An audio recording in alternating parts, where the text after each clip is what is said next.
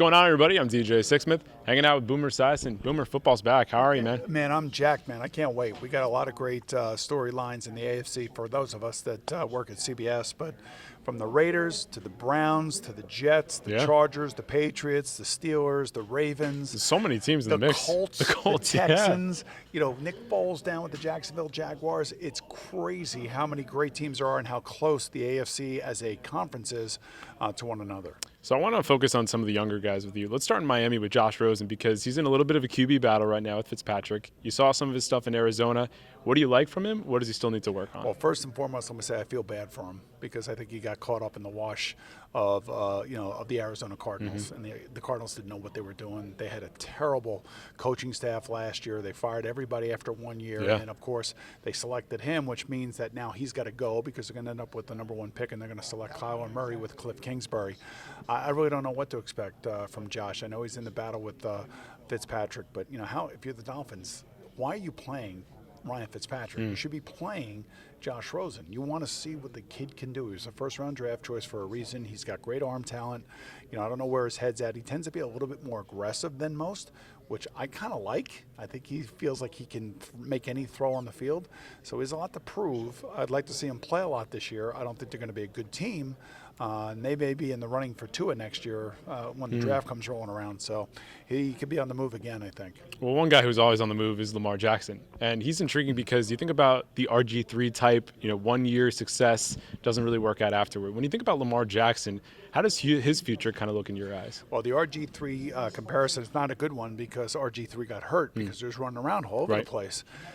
And in the NFL, if you want to play quarterback long-term and get the big contracts and make over $150 million to $200 million, you got to sit in the pocket. You have to be accurate. You have to have poise. Now, I know John Harbaugh has come out and said that they're going to revitalize this offense. This is going to be an offense that nobody's ever seen before. And I'm like, come on, man. Those are some big words there. We've all seen everything. The question is can Lamar settle in and have the poise and accuracy from the pocket to become the long-term answer for the Baltimore Ravens, or is he going to be a flash in the pan and be a great athlete, and they're going to ask him to run? And in this league, if you're a quarterback and you're going to run, you're going to end up being extinct. We don't last very long unless, of course, we're Cam Newton or Josh Allen, and we're 6'6", 250 pounds, and we're bigger than the guys that are tackling us. So I hope for Lamar's sake he learns how to become an NFL quarterback, and they don't ask him to run too much.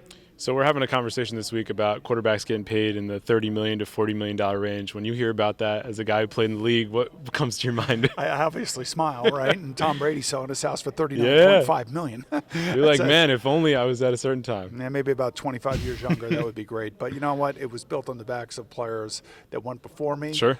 My generation of players that struck back in 1987 to get where we are today, and ultimately these players all deserve it. They're the ones out there performing. They're the ones that the fans are paying to see, and we put on TV. So I'm happy for the players. I hold no ill will towards any of the players that can make the money that they can, and especially in our league where guaranteed contracts are hard to come by. So God willing, you have a 10 to 14 year, 15 year career, and you make a lot of money, and then it's life-changing money now. Absolutely.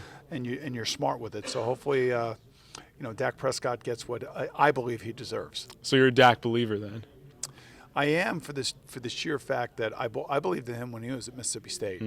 I called up their PR guy and their athletic director and said, send me a helmet, send me a jersey, because he just beat LSU at LSU all by himself. Yeah. And I love that guy. He gets drafted fourth round by the Cowboys, and it was lucky because they have the best offensive line of football at the time, and they also comes in with Ezekiel Elliott, and Des Bryant's there, and Jason Witten's there. So there's a lot of good pieces around him for him to be successful. And then you see the money that he has made over the last 3 years, virtually nothing. I mean, he's making under $1 million this year. Yeah. So think about that for a second. So he's already given you a $25 million a year performance, and you've gotten it for $3 million total. So he deserves to be paid not only for what I believe he'll do in the future, but what he's already given the Cowboys in the past, and that's 2 playoff seasons.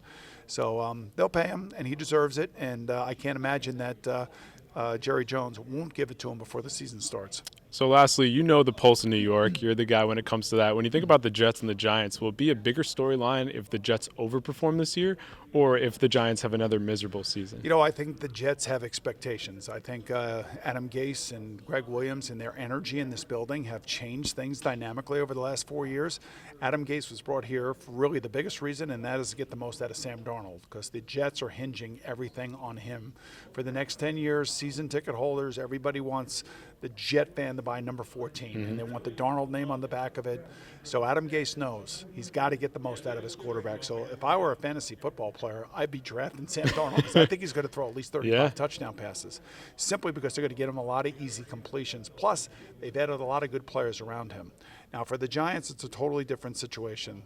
The best case scenario for Eli is the Kansas City situation that happened a couple of years ago with Alex Smith and Patrick Mahomes, where Alex Smith had his best year ever as a pro, and he held off Patrick Mahomes, and then they got traded to the Washington Redskins. Eli, if he has his best year, he stays on the field.